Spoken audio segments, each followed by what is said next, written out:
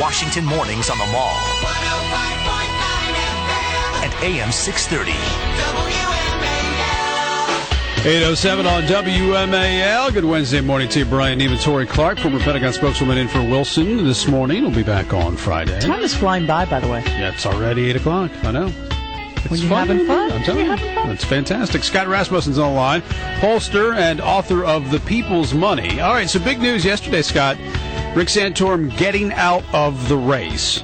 First of all, Rick Santorum's campaign, I mean, this was an improbable run. Do you even recall what he was polling at, when this thing first started going, when we had our first debates several months ago? Yeah, he was barely in the 1% range. I mean, he barely qualified for some of the Fox News debates. And what we noted early on was that he and Michelle Bachmann were kind of fighting over the same voters that would put them in maybe third or fourth place. Well, eventually he won that, early elimination round. But he was fortunate that everybody else fell apart before Iowa, and you give the guy credit. Not only did he get an opportunity, he made the most of it. Right. All right. So it's over now. Romney's the nominee. I know it's not official yet, but he's going to be the nominee. Right. What does this mean for the general election moving forward? It just gives Romney more time to concentrate on the president and not to waste his money?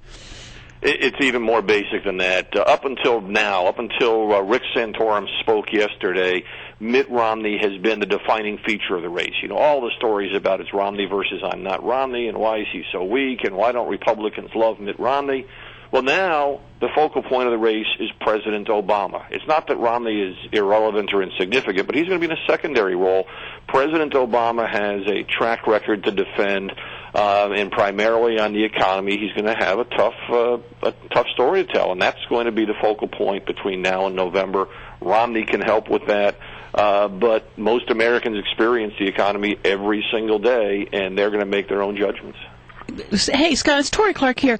Is it going to be a referendum? Is the election going to be a referendum on Obama's performances the last 4 years, or is it going to be Obama versus Romney? Who do you like better? Who do you trust more? Who do you think can do a better job with the economy?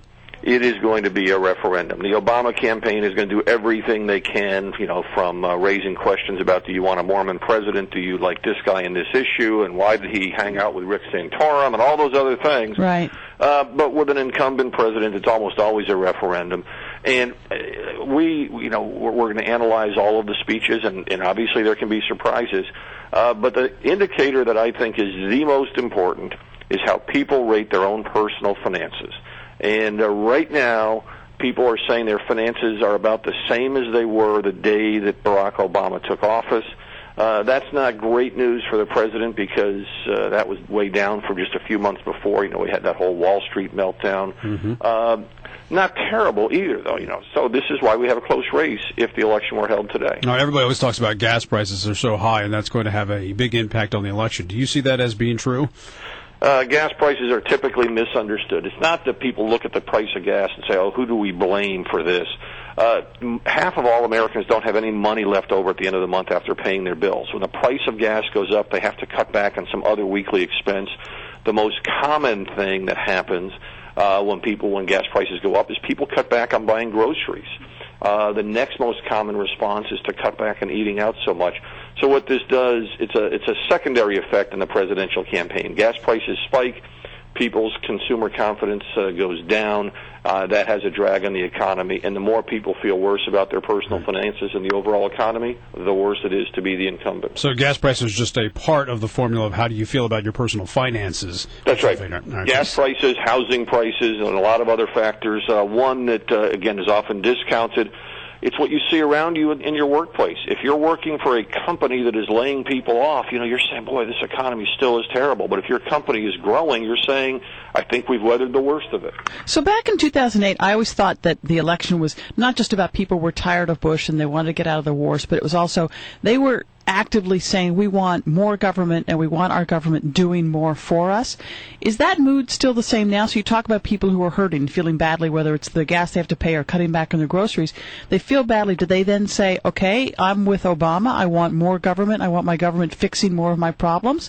Or are they saying, which I think is a tougher way to walk, I want less government, I want government to get out of my business and that'll make me feel better? I think when you try to ascribe those broad moods, it's a little more difficult to make the case on either side. We know that after the Wall Street meltdown, heading into election 2012, a majority of voters said that they were more concerned the government would try to do too much to help the economy rather than too little. The numbers are a little bit more even these days than they were initially. But when we asked people who said that they want the government to do more, what did they want the government to do? Most of them said they want to cut spending and reduce the deficit to help the overall economy. I think what happens in all of this is voters are looking for somebody to make a case for why something makes sense to the average person. In the debates in Michigan, the Republican candidates were all asked, what would you say to an auto worker about your opposition to the bailouts? And all the Republican candidates stumbled on it. Well, if you can't come up with a good answer, you're going to be in trouble. If they had a good answer, it would have been a different outcome. The president out campaigning yesterday and talking about the Buffett Rule, and he's saying, hey, we can't have billionaires paying less at a percentage than middle class people than Warren Buffett's secretary. We all know the strategy there. Is this a winning strategy for the president? I mean, does this resonate with the public? Is this a populist agenda that will actually help him win an election? There's no doubt that people believe the wealthy pay a smaller share of their income in taxes than middle class folks, and they want them to pay the same share of their income in taxes. So it helps a little bit. However, it doesn't help to the extent because it's not. It doesn't address the real issue. Voters would like to see something that says, "Hey, wait a minute. How are we going to reduce these massive deficits and this? I mean, spending hasn't gone down in America since 1954." So it's a point that the Buffett Rule is something that helps the Democrats a little bit, helps the president a little bit, but it is no substitute for a more fundamental policy. All right, we talked a lot about this so-called war on women. Now, there was a poll out, I think it was a USA Today Gallup poll that showed the swing states where there really is a big gender gap for Republicans, that the president is doing better with women in those 12 battleground states than he is nationwide over the Republican nominee who we expect to be Mitt Romney. Do the Republicans have a problem with women, and is that going to be the focus of the election? If you can win the women vote, or at least narrow the margin of loss for the Republicans, they can win this thing. Women have for 3 decades preferred Democrats over Republicans. Nothing has changed in that. There have been individual polls suggesting it's a larger issue. There are other polls that say not really. My suspicion is at the end of the day, we will have a gender gap that is pretty similar to what it's been in recent elections. And one of the reasons that it's not going to be a bigger issue is women, like men, are concerned about a whole range of issues. There's not a narrow set of issues that motivate women. And chief among them for women and men is the economy. All right. Scott, great to have you on as always. We appreciate it. Thank you. Thank you.